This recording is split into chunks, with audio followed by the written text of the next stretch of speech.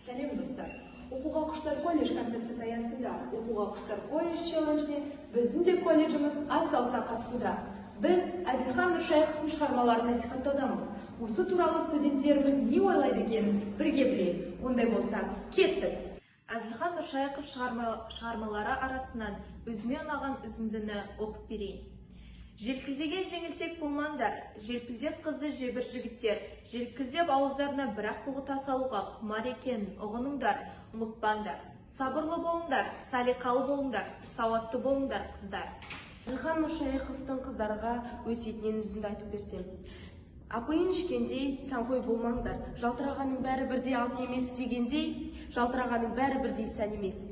Олардың ішінен тек өз бойыңа қонымдысын, өзіңнің денеңе жарамдысы ғана сән. Ендеше өздеріңе не жарасып, не жараспайтыны біліңдер. Көрсе қыздар болмаңдар, қол жетпеске тұраштанбаңдар. Ақиқат пен аңыз. Әзілхан Нұршайықовтың қаһармандық рухтағы шығармаларының бірі роман биолог ретінде жазылған.